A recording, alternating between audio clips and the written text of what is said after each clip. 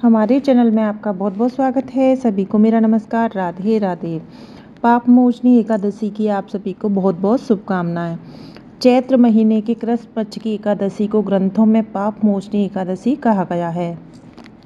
मान्यता है कि इस व्रत को करने से बड़े यज्ञ करने जितना पुष्प मिलता है, इसलिए इसका महत्व बहुत ज़्यादा माना गया है।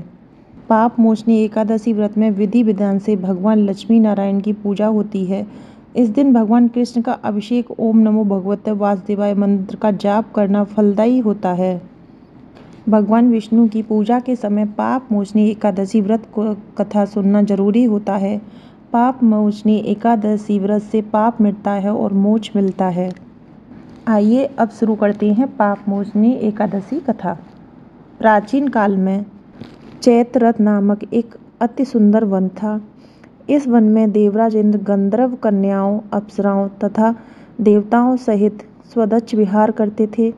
इस वन में च्यवन ऋषि के पुत्र मेधावी नामक ऋषि तपस्या कर रहे थे। ऋषि शिव भक्त तथा अप्सराओं शिवद्रोही कामदेव की अनुचारी थीं। एक समय की बात है, कामदेव ने बदले और देश की भावना के तहत ऋषि मेधावी की तपस्या को भंग करना चाहा। इसी उद्देश्य की पूर्ति के लिए कामदेव ने मंजूदोसा नामक अप्सरा को भेजा। उसने अपने नृत्य गान हाव भाव से ऋषि का ध्यान भंग किया। अप्सरा के हाव भाव नृत्य गान से ऋषि उस पर मोहित हो गए। फलस्वरूप ऋषि मंजूदोसा के साथ रमण करने लगे और उन्हें दिन रात कुछ विचार नहीं रहा। दोनों ने कई साल साथ गुजारे।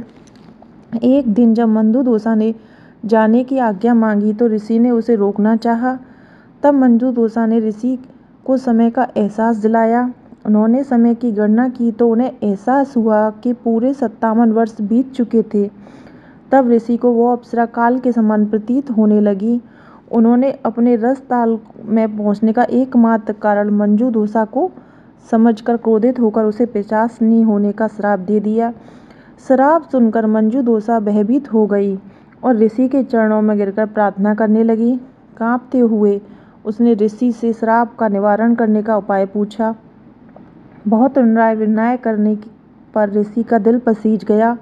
उन्होंने कहा, यदि तुम चैत्र कृष्ण पक्ष पाप मोचनी एकादशी का विधि पूर्वक व्रत करो तो इसके करने से तुम्हें पाप और श्राप समाप्त हो जाएंगे और तुम पुनः अपने पूर्व रूप को प्राप्त करोगी।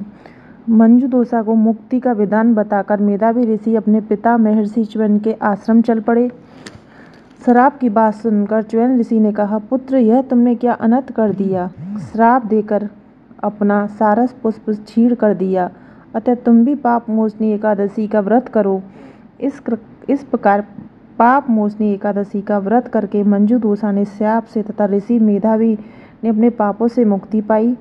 पाप मोचनी एकादशी के व्रत को करने से सब पाप नष्ट हो जाते हैं। इस कथा को पढ़ने तथा सुनने से 1000 गोदान का फल मिलता है।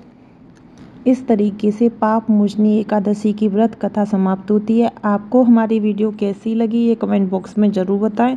वीडियो पसंद आई हो तो चैनल को सब्सक्राइब करें, वीडियो को लाइक शेयर अवश्य करें। इस तरीके के वीडियो आपको हमारे चैनल पर मिलते रहेंगे।